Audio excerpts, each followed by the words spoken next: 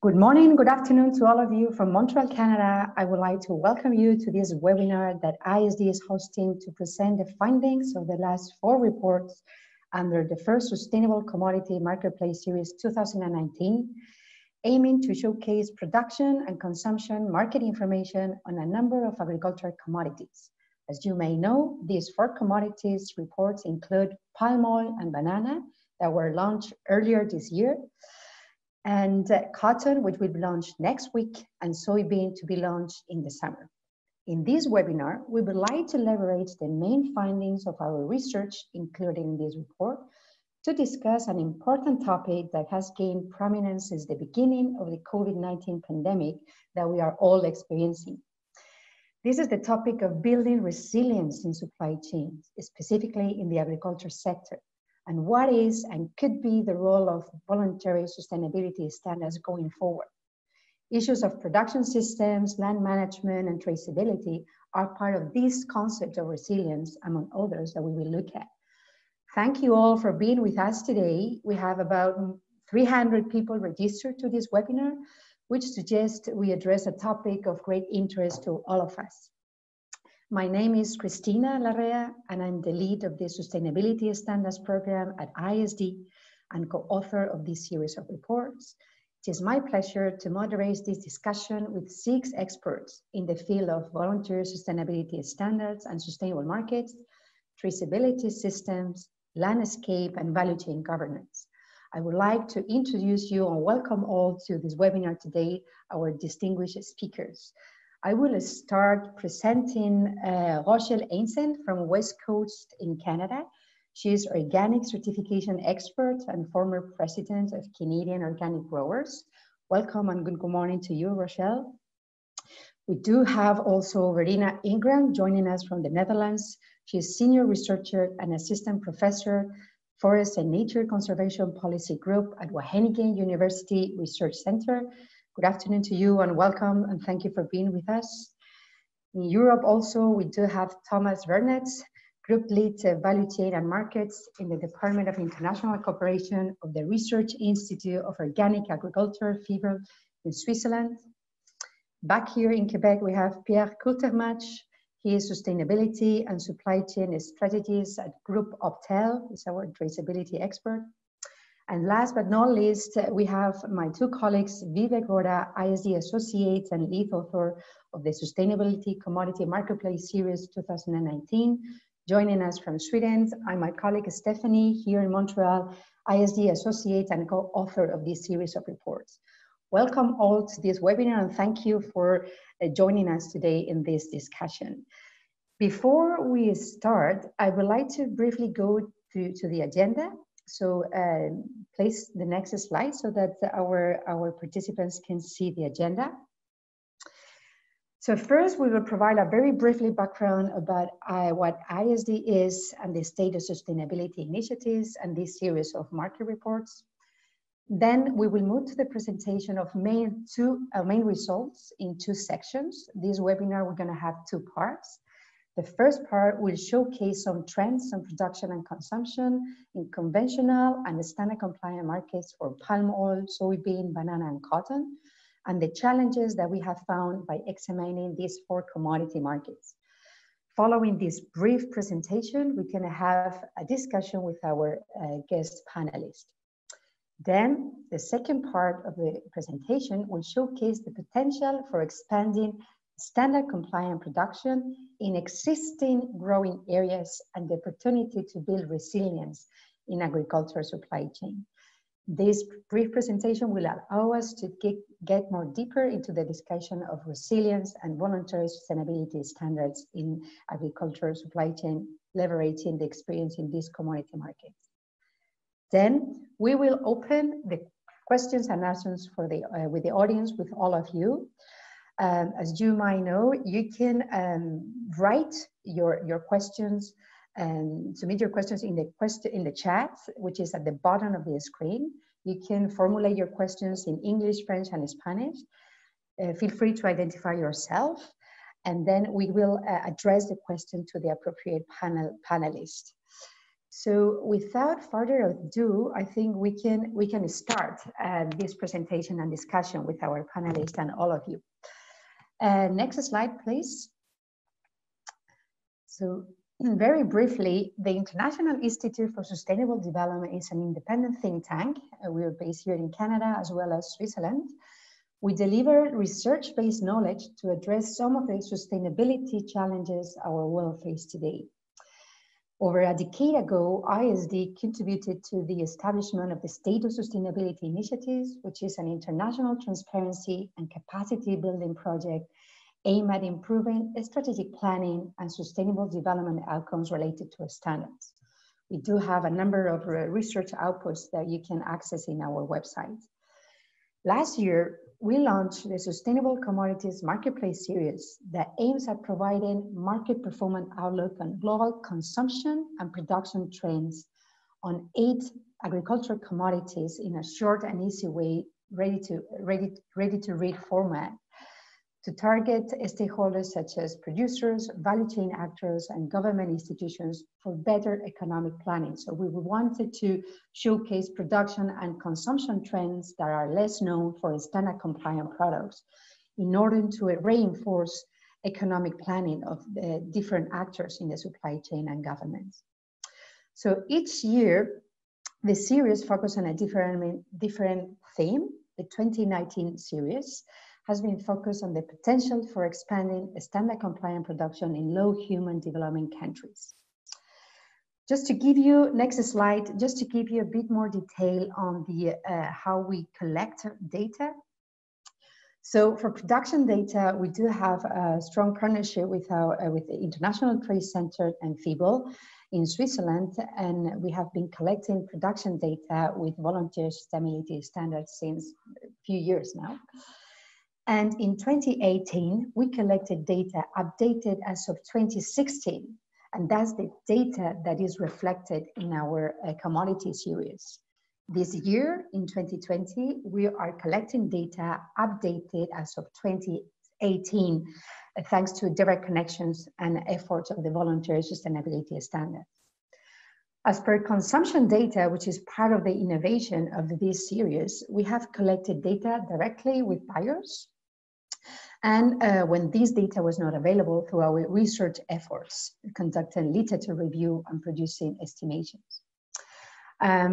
Before starting and giving the word to my colleague Vivek, I would like to acknowledge that this commodity series has been possible with the support of the Swedish government. So without further delay, let's start with the presentation, and I will give the floor to my colleague Vivek. Just to say that we are recording, because I see some questions in the chat.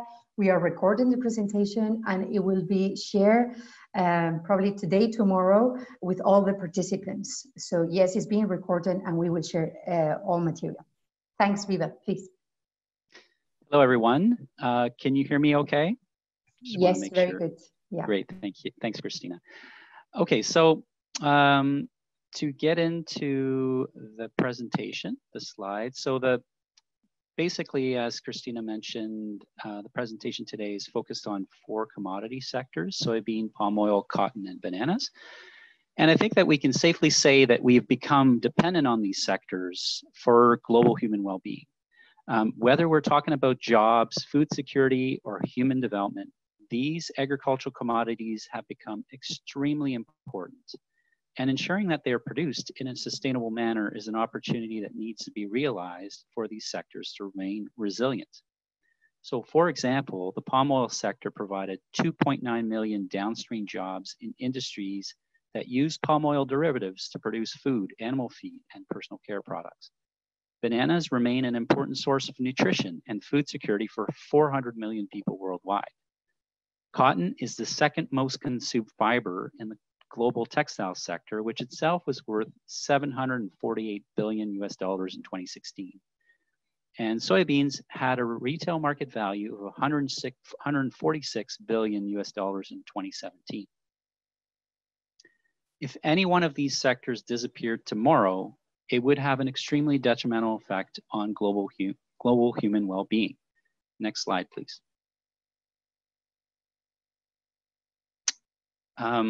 conventionally produced bananas, palm oil, and soybeans have seen steady production growth.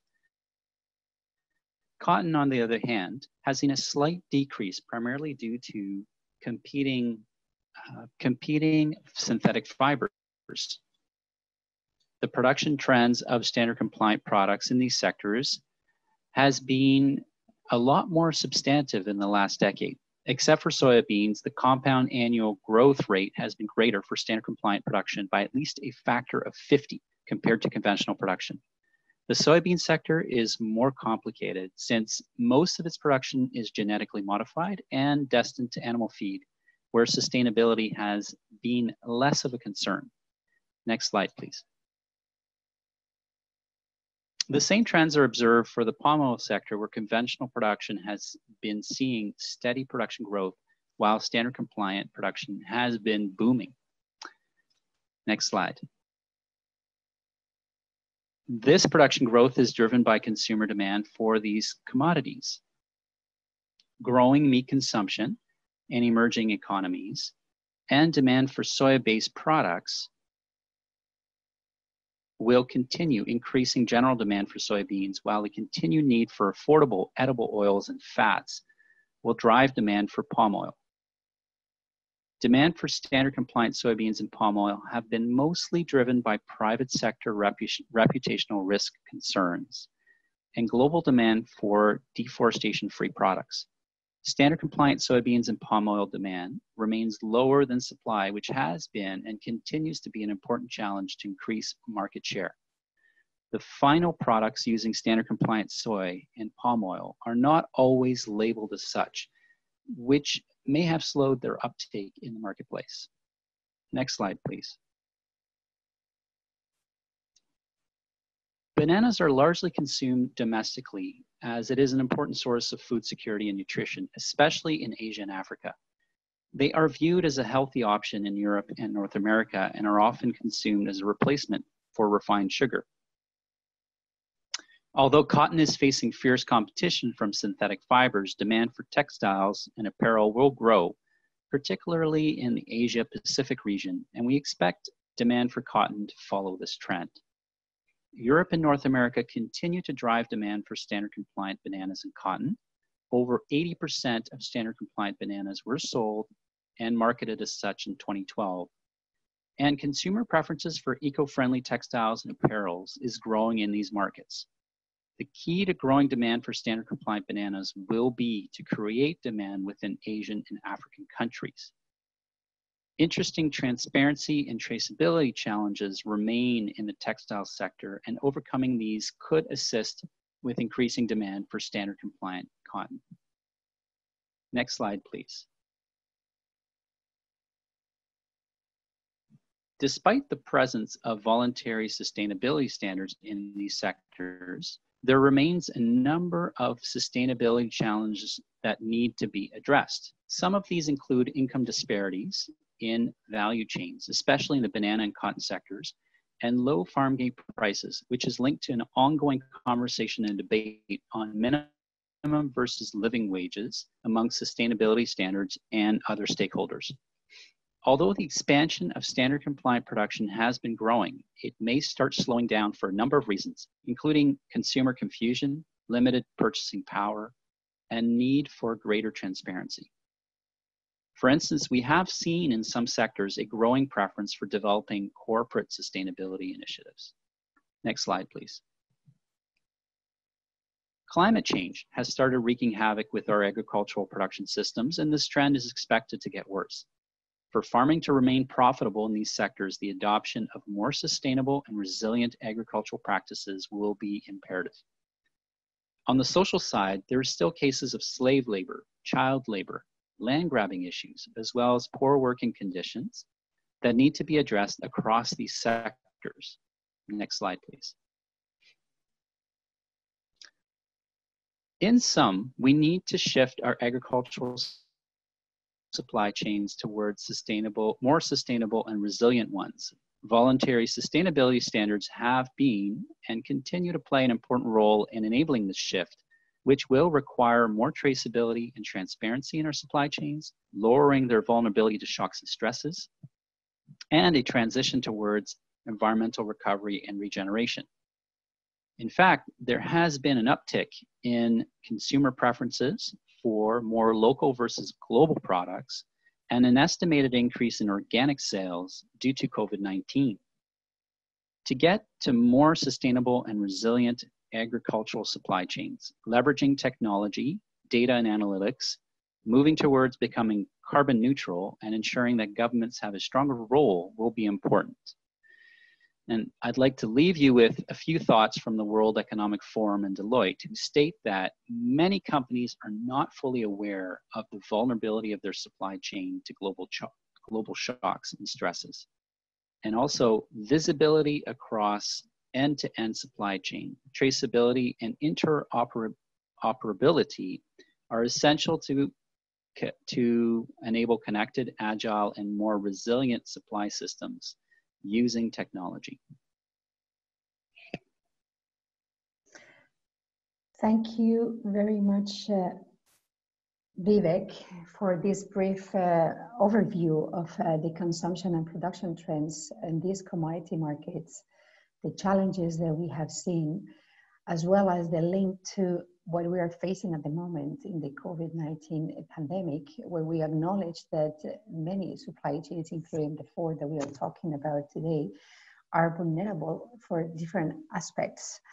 So let's start the conversation with our panelists. I would like to invite first Rochelle and Thomas. Both are very engaged in organic agriculture, organic certified agriculture in North America and in Europe with international experience. So let's start discussing with you.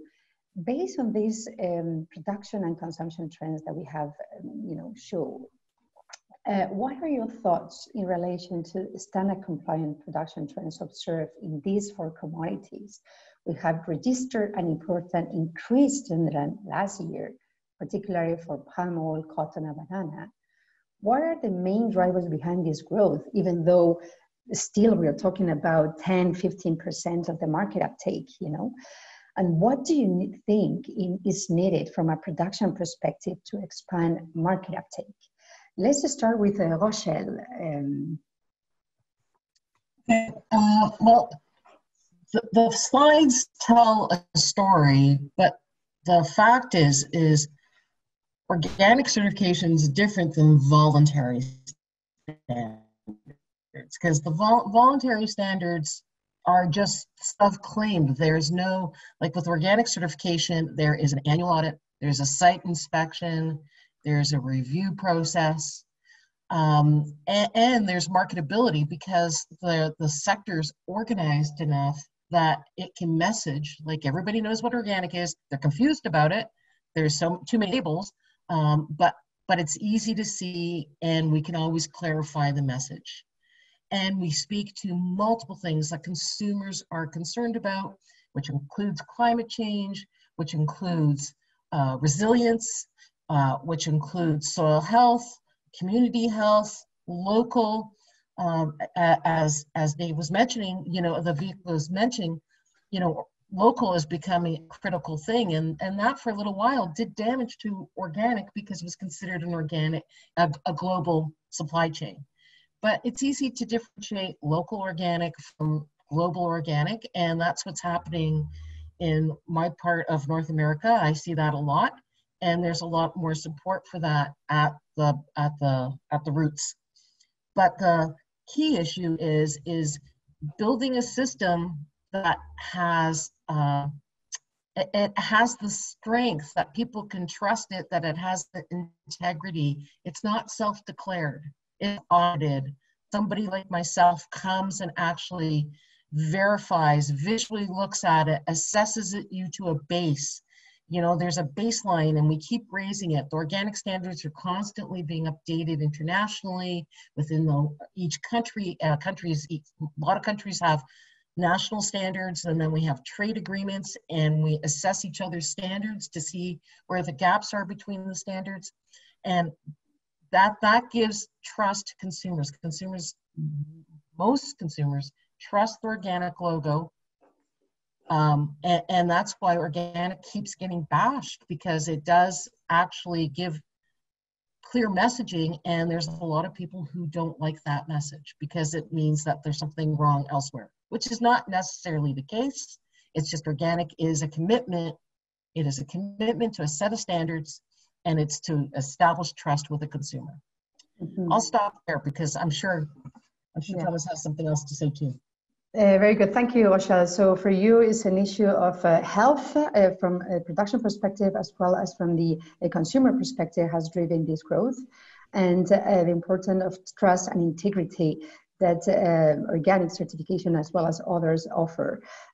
We can come back to address some challenges that you might see also. Let's give the word to Thomas.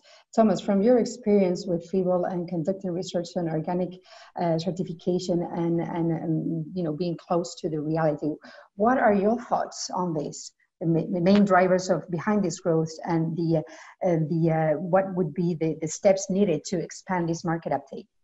Yeah, thank you. Well, I want to confirm what Rochelle says also for the European context. I would say that organic is still, let's say, the best proxy for sustainability for consumers.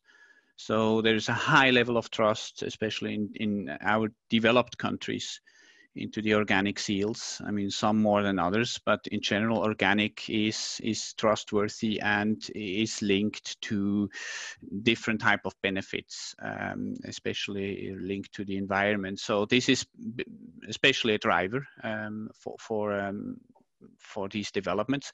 But still, I mean, when looking at the 4 commodities, I think we have to differentiate, because when we look more closer into what is happening, I think we need to better understand it's not only organic, but sometimes it's also fair trade, and especially when we come to palm oil, it's RSPO who is the main standard kind of driving the trend.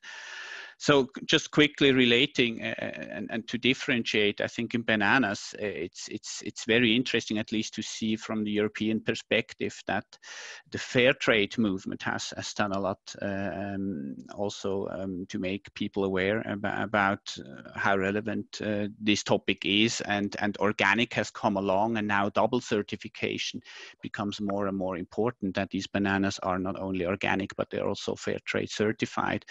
When we look quickly into soybeans, yeah, we mentioned it. The driver is meat, and here actually organic meat, yeah, it is growing, but it's not moving the soybean trend, because the soybean trend is very much linked to mass meat production. So here I would rather say that the international trade related to organic is going down. I mean, some African countries try to sell organic soybeans into Europe, and especially Switzerland and other countries, they say, no, we want to produce our own soy, and especially our consumers would not appreciate to take such a nutritious crop and bring it into Europe and see a lot of people dying in Africa. So I think people and consumers, they can differentiate quite nicely what makes sense from a sustainability point of view, and organic is not just organic.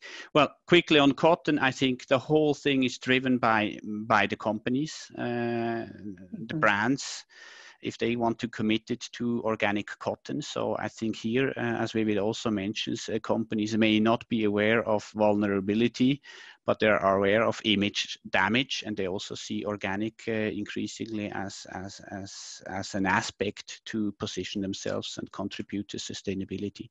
Yeah, and palm oil, it's complicated because awareness, at least in Europe, but I think also in the United States, among consumers is so high. Looking on all these pictures from Indonesia, Malaysia, where most of the palm oil is produced, that this is not sustainable.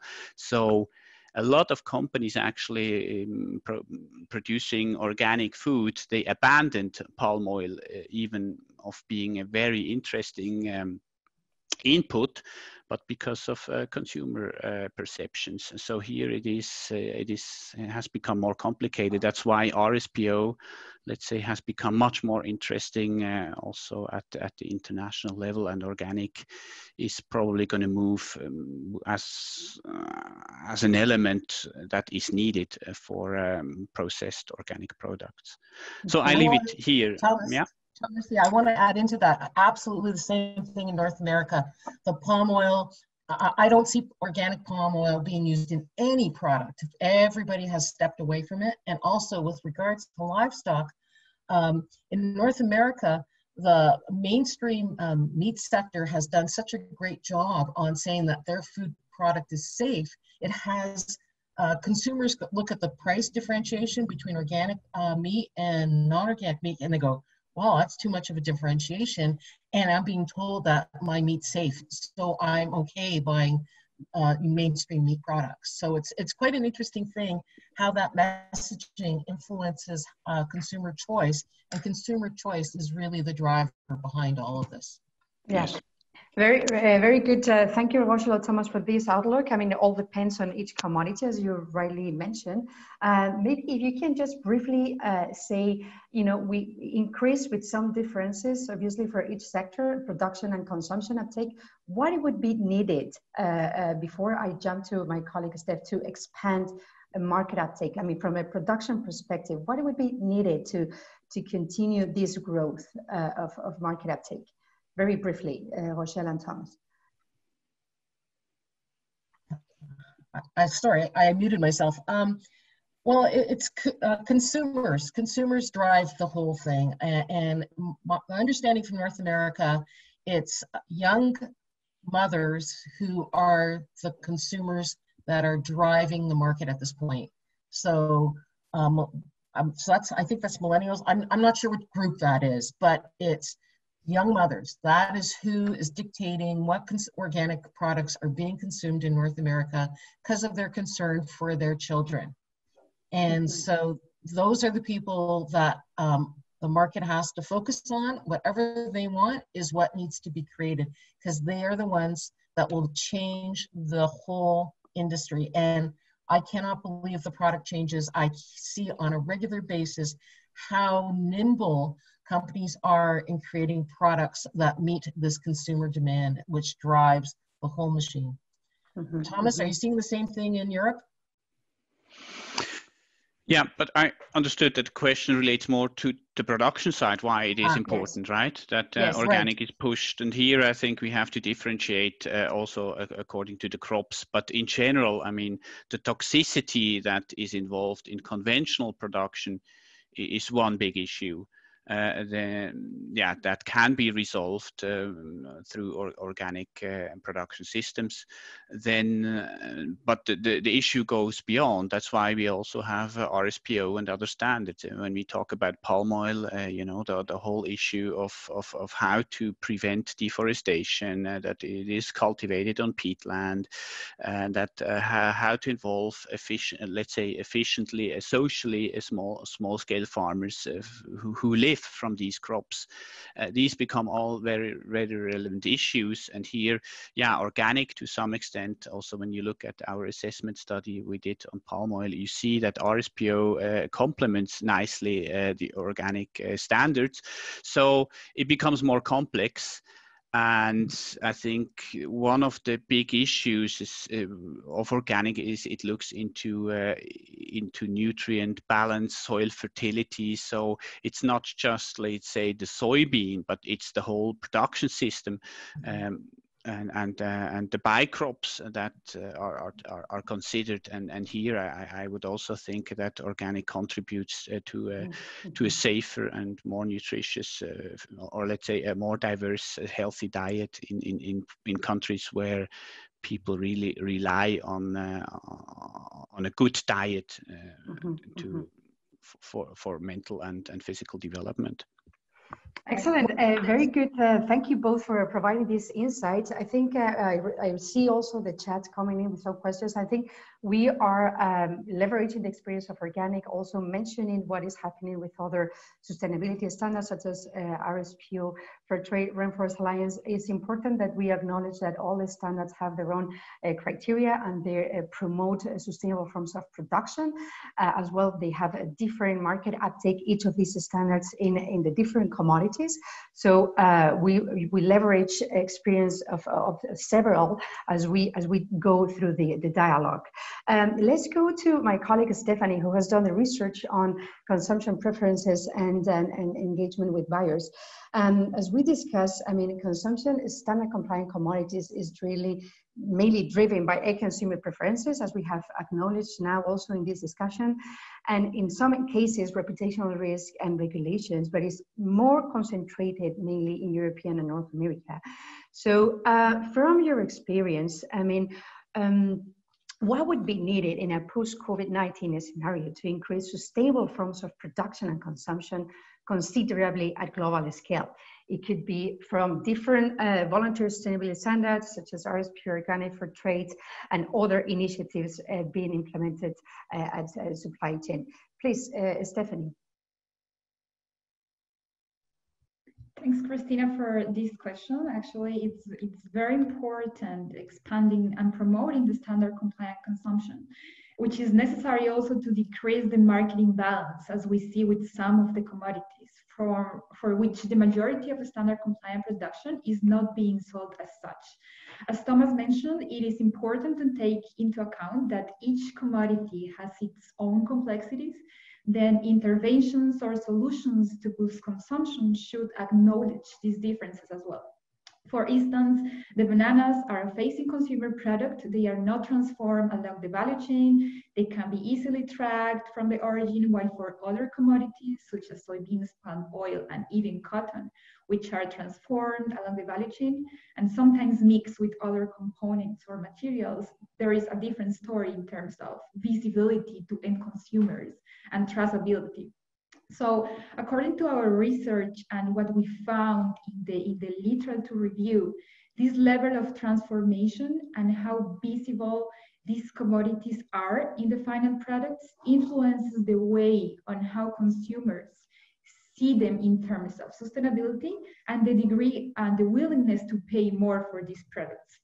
Now, I think there is a huge opportunity for more sustainable consumption, particularly in producing countries and emerging economies, which happens also to be major consumers as well. For instance, cotton in China, bananas in Asia, in India and China, also in Africa, and palm oil in Asia Pacific. So different interventions at consumer, buyers, and government levels are needed to boost this sustainable consumption. So particularly in the context of COVID-19 pandemic, and even before, we've seen some trends which showcase an increased interest from a growing niche of consumers in these markets, in emerging economies, towards buying more sustainable, healthy food and clothing. However, we see that there is still some confusion on what is considered as sustainable, where and how purchasing these products, and we see the needs of education from the consumer side. Also, we see other factors such as value and affordability, which are still the main drivers of purchase decision in these regions. Second, we see the buyers, which are an essential component to boost demand. Processors, traders, retailers, manufacturers.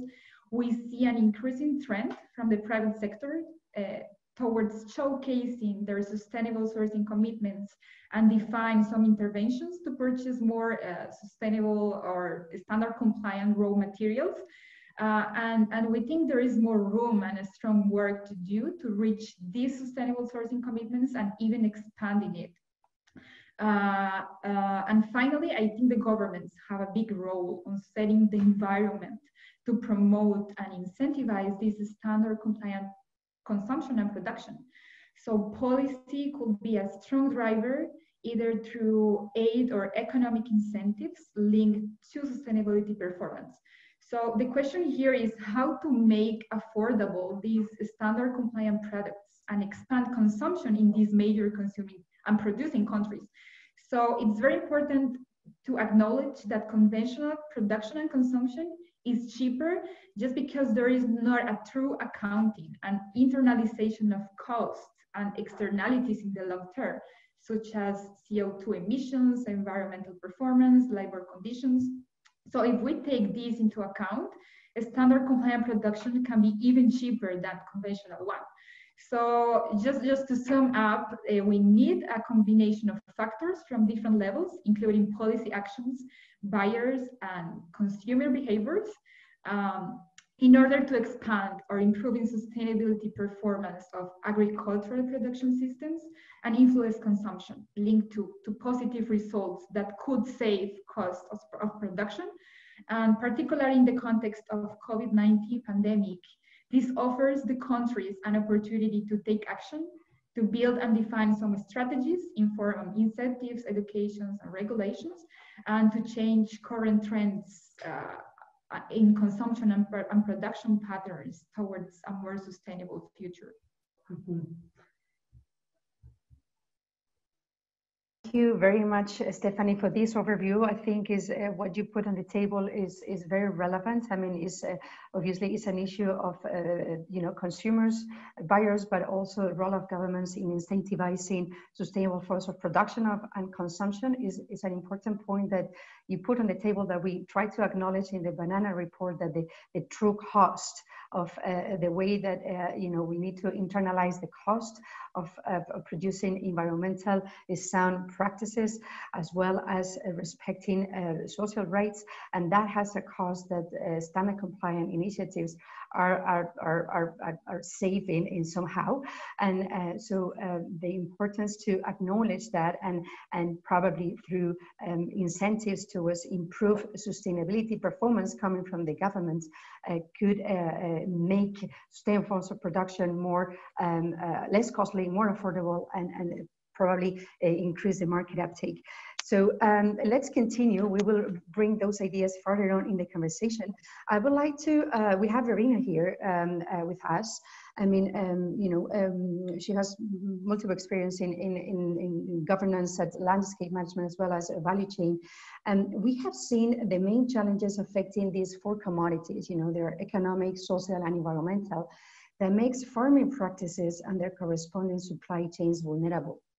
In light of the COVID-19 crisis, vulnerability of agricultural supply chain has become an issue. How do you perceive these challenges make smallholder farmers vulnerable? The challenge that we just mentioned, our colleague Vivek at the beginning, that affects these four commodities. Yeah, I think it's a good question. I see a real difference between vulnerability and resilience. So I think vulnerability is the way that people are able to cope with, or the whole systems, farming systems, agricultural and livelihood systems can cope with change, whereas resilience is more the capacity to deal with disturbance and to absorb changes. And I think they're two separate things that we really need to be aware of.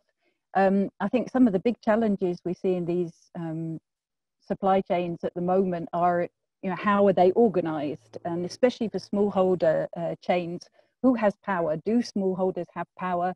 And especially when you have market concentration and little integration with different activities, we see that many smallholders lack this power. So standards can be a way of giving a voice, but very often they don't give sufficient voice. And I think the point that Stephanie raised about the internalization of costs, still we see in many chains, costs are borne of adhering to these standards by smallholders, and they're not internalized. And I think the point about COVID was really relevant. So if I give a very brief example from the Netherlands, we see in the meat chain that COVID has, like the impact on migrant workers and labor relationships has really come to the fore with COVID, that have made people realize, what are the costs of cheap meat, for example. I think other like big challenges are land ownership, so tenure, and how that influences, especially for smallholders, the ability to expand production, also their capacities to be able to either expand the area or expand productivity, and also to diversify, because most smallholders are not just reliant on one value chain. I think that's also maybe a challenge of the approach taken at the moment, is that we have different standards for single commodities, rather than taking a more holistic perspective, looking at farmers, their livelihoods, whole farming systems on both a farm scale and a plot scale. And maybe the last challenge I see is this kind of tension between voluntary standards and regulatory standards. And also we see a number of producer governments kind of kicking back. So especially in palm oil, I think we're starting to see it in soy and cocoa, where the major producers are trying to take back sovereignty and control the standards and come up with, in some cases in palm oil, in Malaysia, Indonesia, their own standards. And we also see it on a more international level with the development of ISO standards for cocoa, for example. So that's 4 big challenges. So thank you, Verena, for addressing this. I think so. You see challenges referring to land ownership, referring to power relations and market concentration, referring to what Stephanie also mentioned, the internalization of cost that is mainly, held by the producers, and also these tensions that we see between, legal standards or regulatory standards, as well as voluntary sustainability standards, and they're more specific at each commodity sector. So based on these challenges and your experience, what would be the solutions going forward to address some of these challenges and make farming practices and agricultural supply chain more resilient? I know it's a very difficult question, but what are your thoughts on that? Yeah, well, I think first of all, there's no one approach, and I think that's also what we've learned very much in the community of practice around voluntary standards, that they are not the golden, the magic bullet. So taking different approaches, looking at farmers, again, from this much more holistic perspective, and that means a lot more collaboration with farmers. There was a question here from one of the participants asking, how do we involve farmers in the design of standards? But I think it's also in the design of government policies. So this means consumer, country, governments, and private sector and producer country governments, farmers organizations, I think need to be a lot more linked than they are. And we see a lot of initiatives happening, but I think it's not enough. So basically you're calling us to joint efforts, coordination, integration, and joint action in a system approach, basically, right? That considers farmers' livelihoods and they are at the center, given that they manage directly the natural resources. Very good. Moving to, thank you, Verena, for that insight.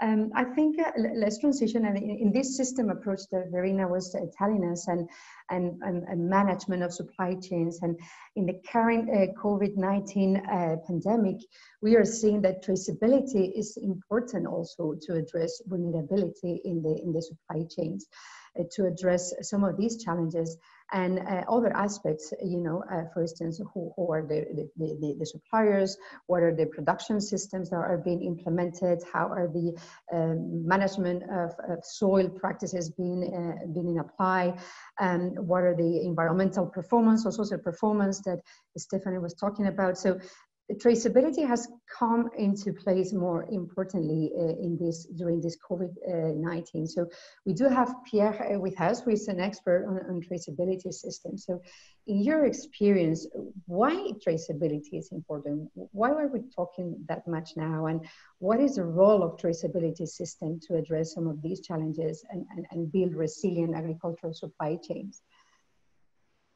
Thank you, Christina.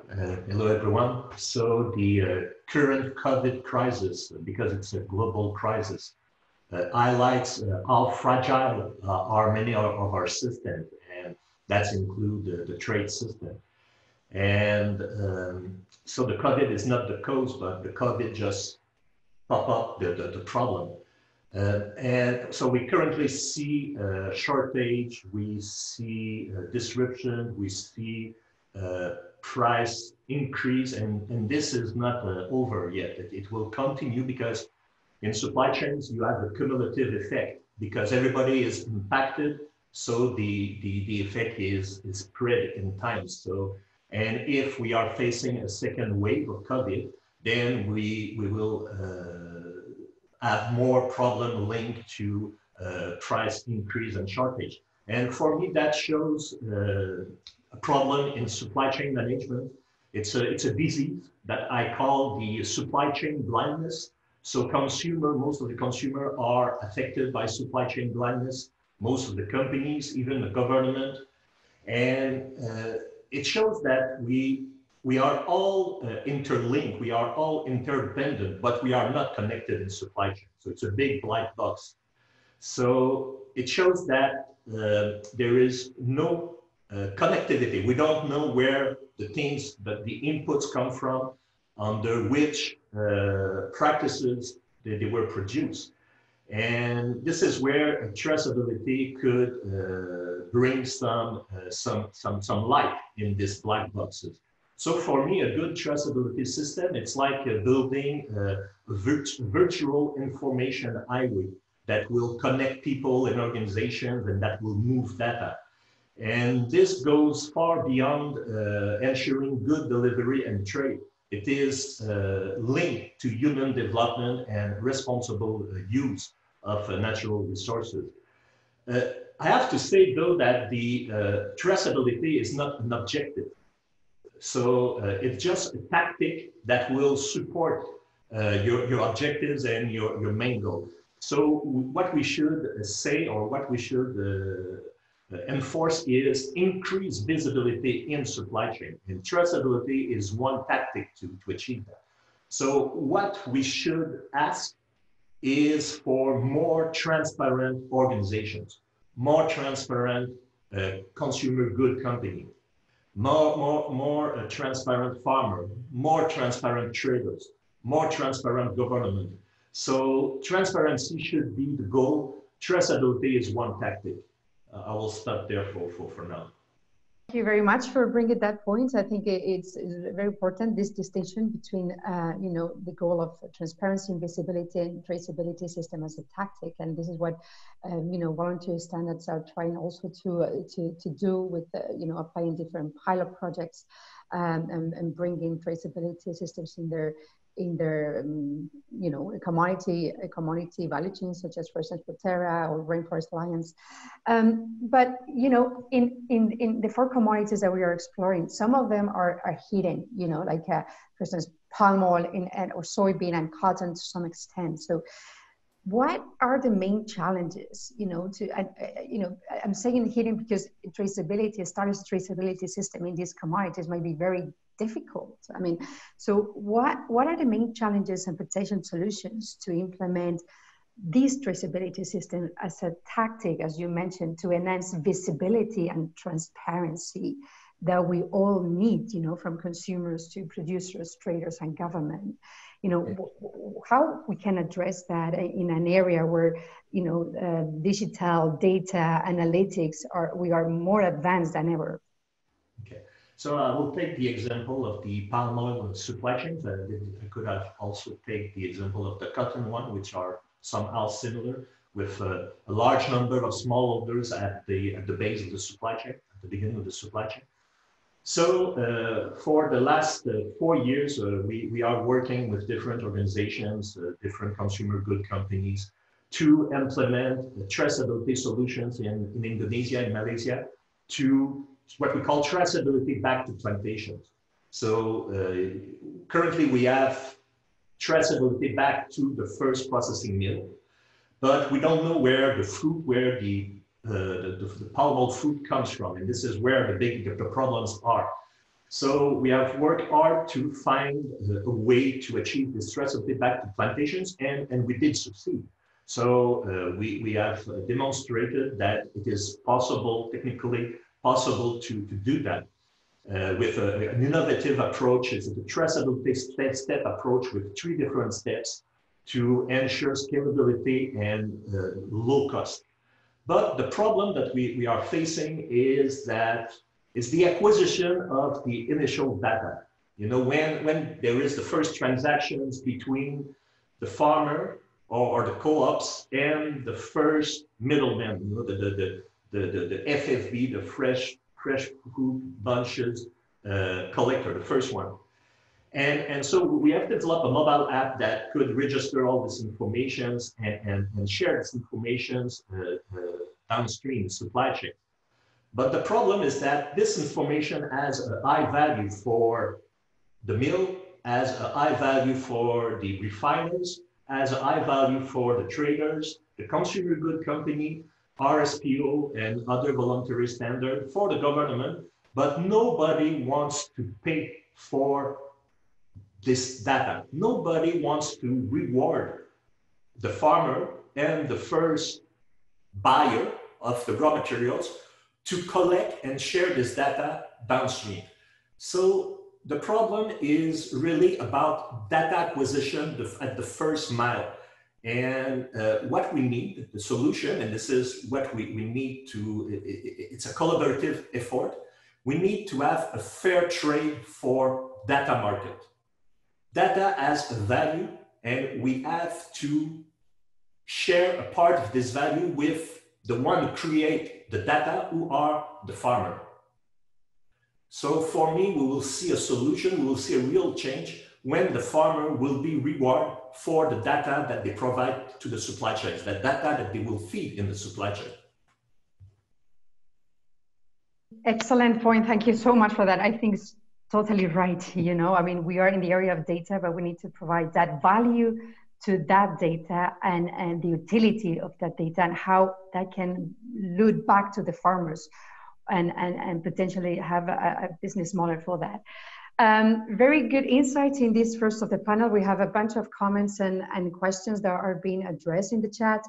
Let's go to the next presentation very briefly, and so that we advance and we also open the Q&A with our participants. Vivek, please. Yes, so, okay, so please, next slide.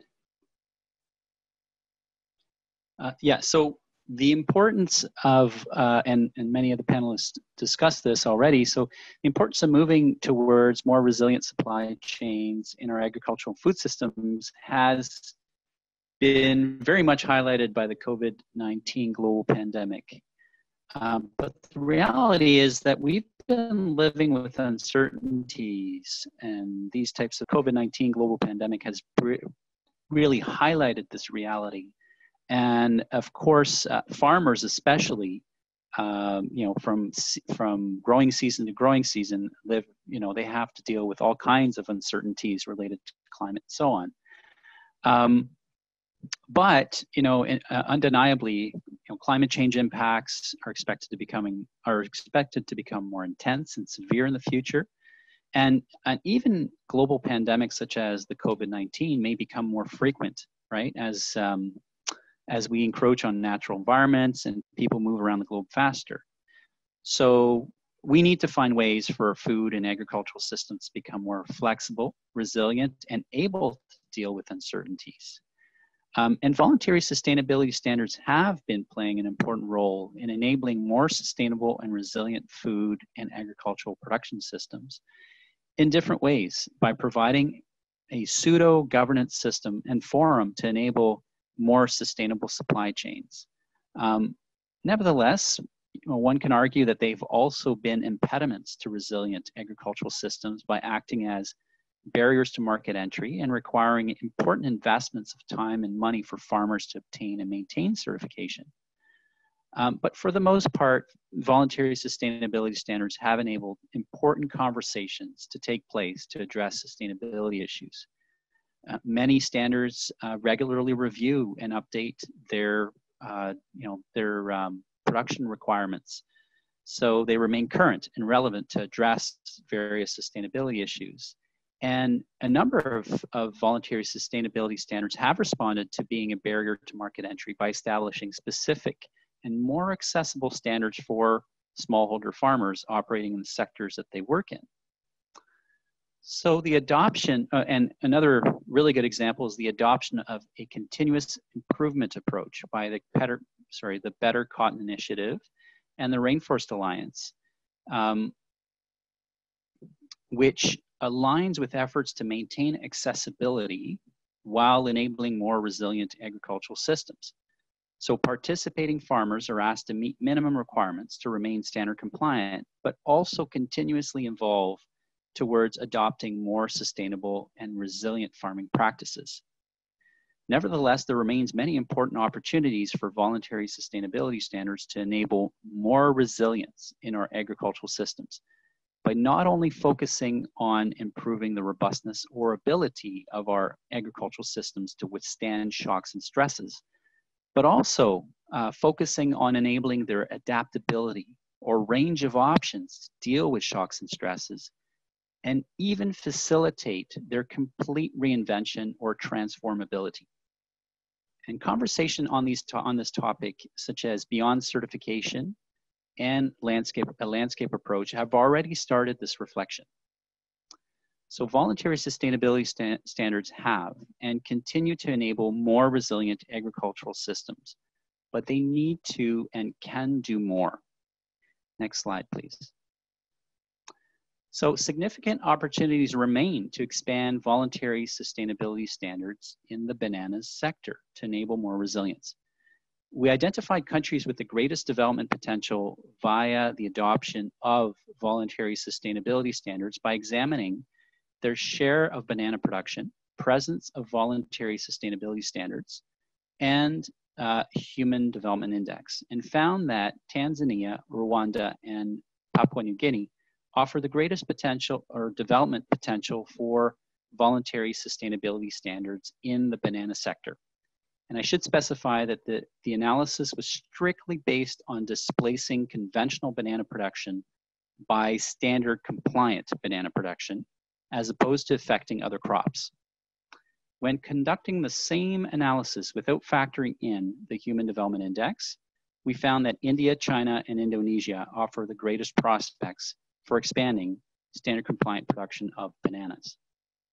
We conducted a similar type of analysis in the palm oil sector to identify where the expansion of voluntary sustainability standards could have the greatest development impact. And what we found was that Côte d'Ivoire, Nigeria, and Congo offer the greatest development potential for voluntary sustainability standards in the palm oil sector, while Colombia, Indonesia, and Malaysia are the countries that offer the greatest potential for expanding standard compliant palm oil production. Next slide, please. So for cotton, Mali, Burkina Faso, and Benin offer the greatest development potential for voluntary sustainability standards in the cotton sector, while India, the United States, and Pakistan offer the greatest potential for expanding standard compliant cotton production. Next slide, please. And lastly, for soybeans, Nigeria, Benin, and Uganda offer the greatest development potential for standard compliant soybeans, while the United States, Brazil, and Argentina offer the greatest potential for expanding standard compliant soybean production. So there's obviously remains important opportunities to improve the resilience of the these agricultural commodity sectors, which seems to be mostly geographically located in Africa. Okay, thank you very much, Vivek. Let's see. Yeah, thank you very much, Vivek. I think we lost you. Yeah, well, thank you very much for this overview. So I would like to pick up a couple of ideas that you suggested. Indeed, you know, voluntary sustainability standards, you know, organic RSPO, Proterra, and Rainforest Alliance for Trade, and Global Gap, and others are already contributing to build resilient supply chains through different practices, landscape management, soil conservation, natural resource management, and other criteria that they tend to enforce.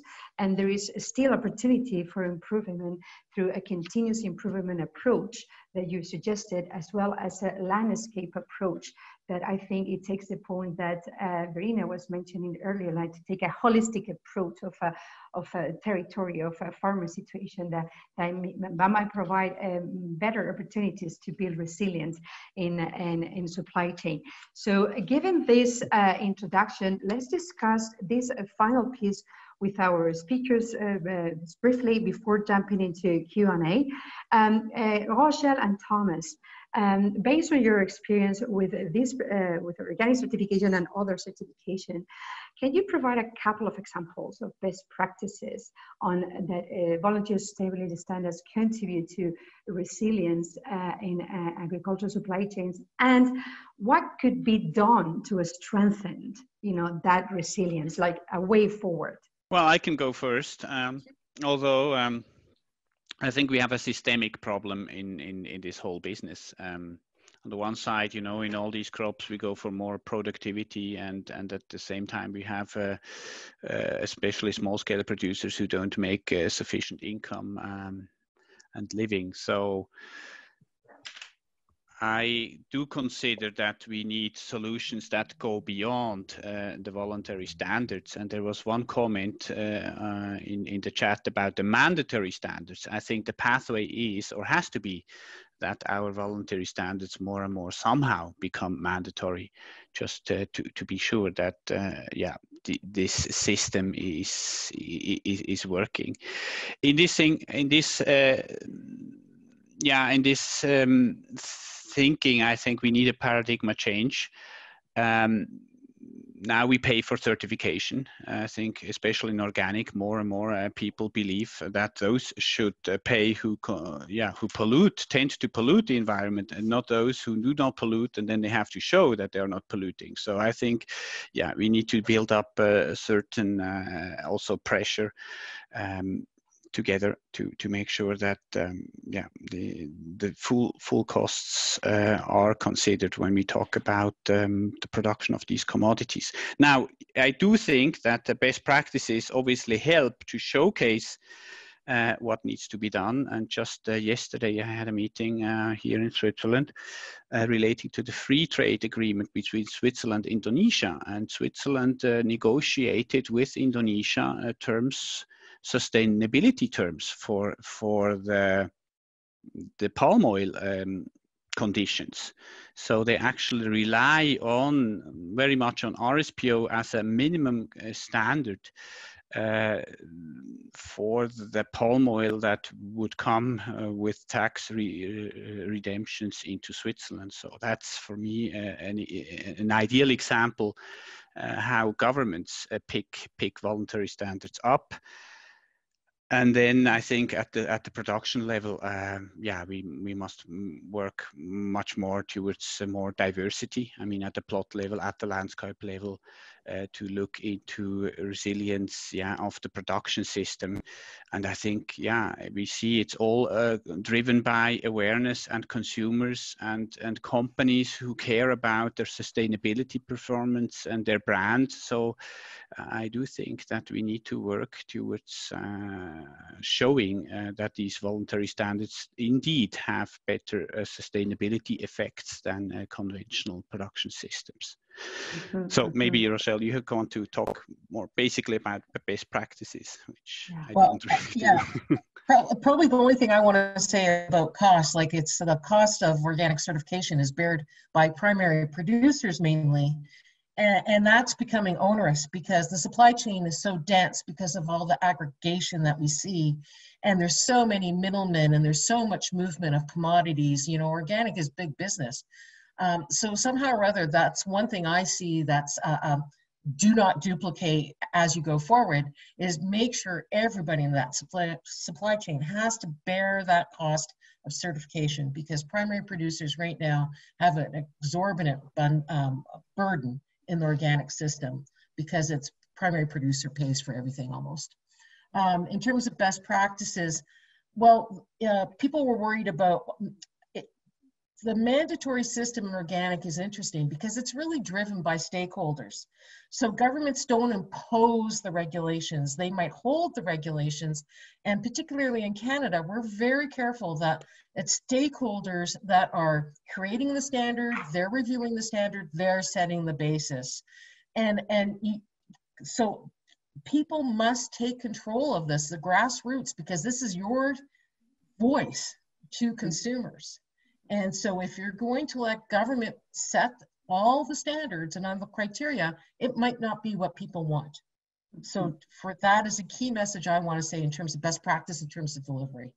In terms of best practices on the ground, it's sort of what Verena is saying is the difference is resilience and sustainability. These are all terms.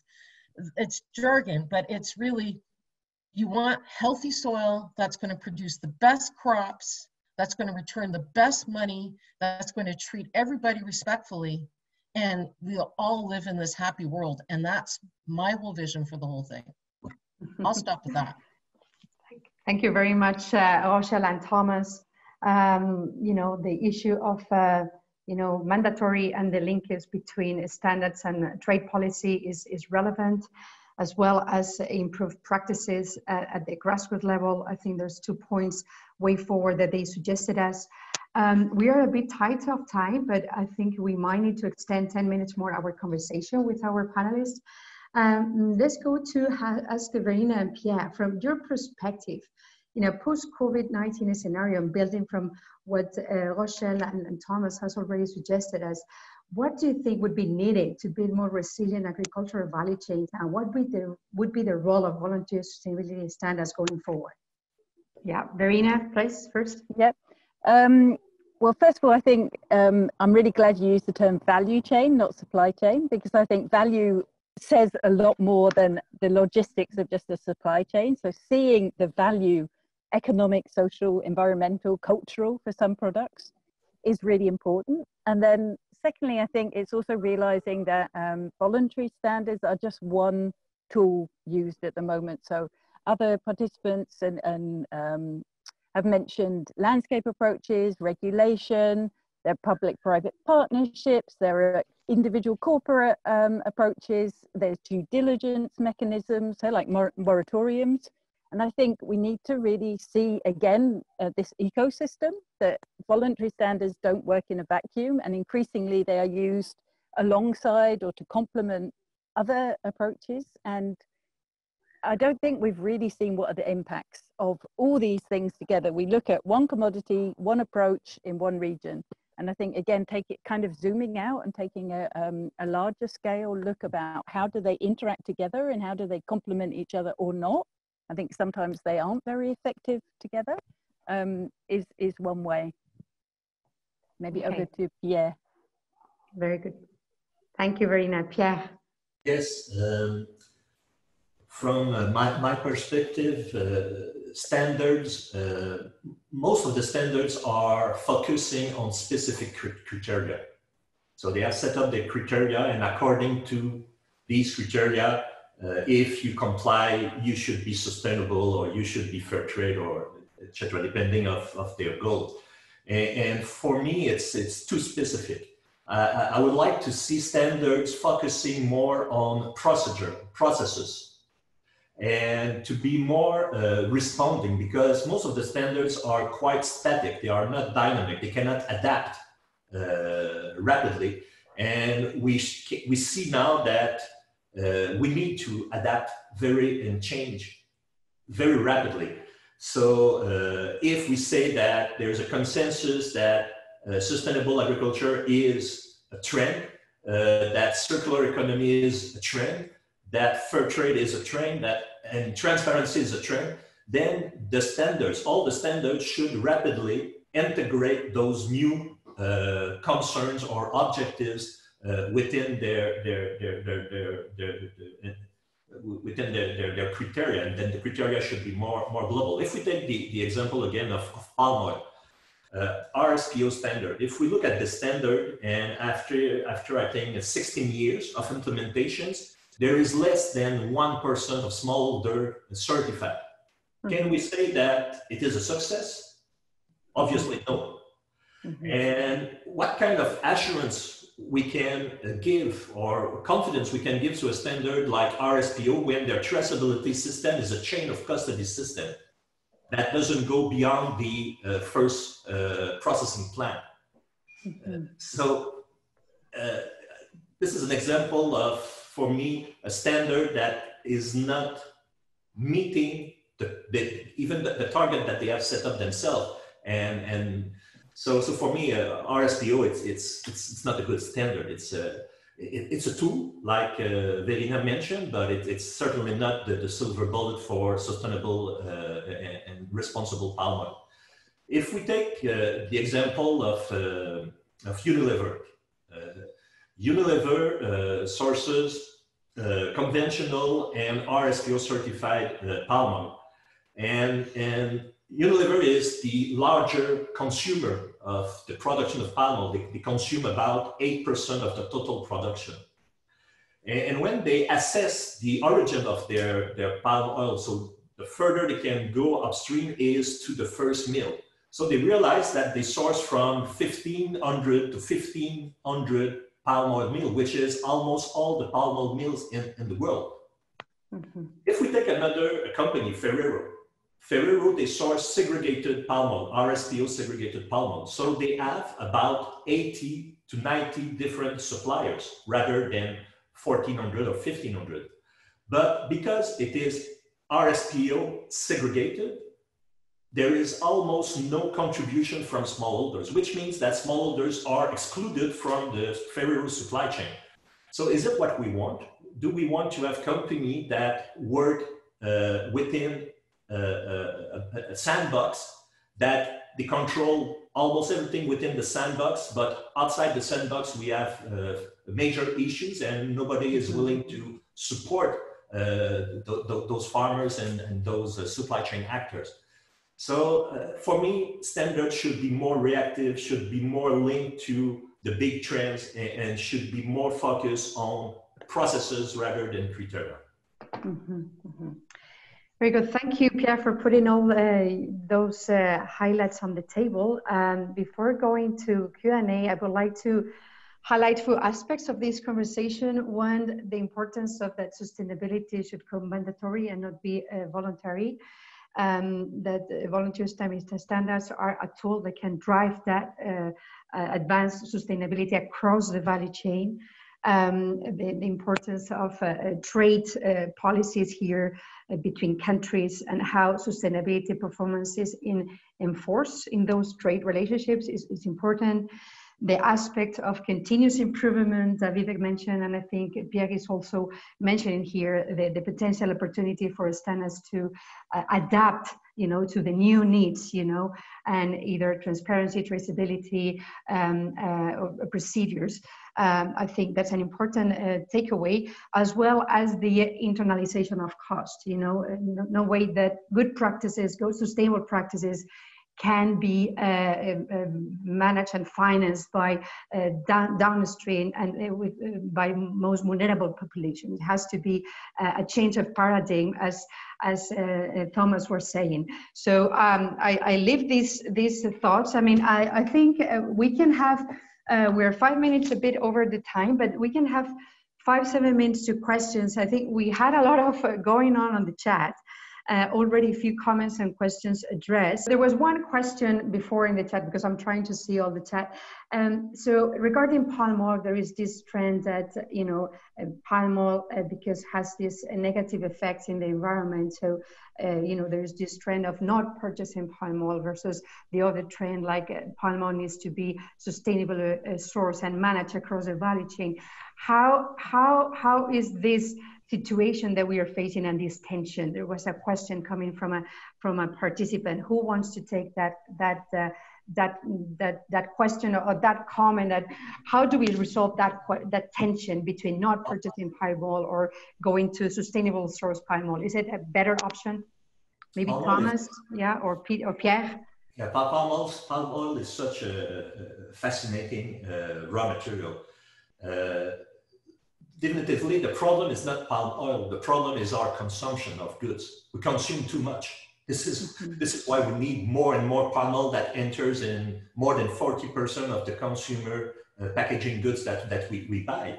So this is where the problem is, with all the waste, with all the inefficiencies in the supply chains and the inequality in the supply chain. This is the problem. It's not palm oil. Palm oil is a plant that produces a large quantity of output. And so if we want to replace palm oil with another oil, we will just increase the problem, because we will need more acreage to produce the same quantity. So again, it's a contradiction with humans. So we consume more and more and more and more, And is it compatible with sustainability? I don't think so. Very good. Thank you, Pierre. I think we are seeing that in COVID-19. All of us, I think we are realizing that we consume over what probably we need. Very good. Any other reaction to that particular comment that we received? Yeah, quickly, because we did an assessment on palm oil related to organic RSPO and conventional production, not focusing on Asia, because our client already told us they would not source palm oil from Asia, so we focused on Africa and Latin America. And actually, I mean, what we find is, I mean, the oil palm is highly interesting. I mean, for small scale farmers, it grows 25 years, 30 years, especially if managed well. So it's an interesting, highly interesting crop for small scale farmers. It's highly productive. So yeah, with 1 hectare, we produce 7 or even more times of vegetable oil than any other crop. So it's the problem is not the oil palm. It's like, as Pierre said, it's the whole system. And yeah, here obviously it's highly interesting for big companies to go into forests, cut it down, pay with the wood the first 5 years of plantations and expand the land. And that's what, let's say, RSPO tries to fight. But the incentive to expand is very high. And then obviously from us working on organic systems, I think, yeah, there is no need from our point of view why to use so many tons of herbicides and then mineral fertilizers. Obviously, it's easier to use mineral fertilizers than organic fertilizers and to bring biomass back into the system. But I think the problem is the production system, and which somehow is relating to this whole trading issue. I mean, our countries, it's awareness, you know, of consumers who is kind of slowing it down, but there's a high tax on it. I mean, the Swiss taxpayer, we have so much taxes on this palm oil to protect our own vegetable oils, and still there is more and more productivity, better seed, more input. So that's why I say we really have a systematic problem, a system failure, which we would need to approach. In this case, I share for those interested, the link to the study, so you can look into it. Yeah, very good. Thank you. Indeed, it's a systemic issue that we will need to address, and yeah, welcome all these inputs from all the panelists, and looking forward to continue having discussion as this one to try to move the system to the right direction. Okay, I think we are really over the time. I would like just to probably conclude. David, can you just address the next slide? Has been a real pleasure talking to everybody here. Thank you all for your presentations, your talks, your points. They are critical, as well as, you know, they shake a bit the system, which is what we needed. So thank you all, our panelists, Rochelle, Verena, Thomas, Pierre, Vivek, and Stephanie, for bringing your knowledge and expertise to this conversation.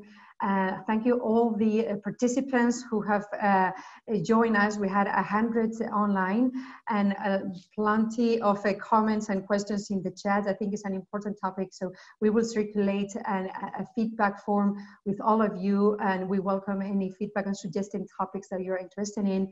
And last but not least, just to let you know that stay tuned for our coming launches, cotton and soybean, and our material is available in our website, isd.org/SSI, as well as the evidencia.eco portal, which is an initiative from different partners that ISD is also contributing, and which tries to gather research products and evidence on sustainability impacts that we are mentioned through this conversation is relevant to know. I would like to thank you everyone, and let's continue the conversation in different environments, either webinar, email, chat, and let's get connected. Thank you everybody, and have a great day.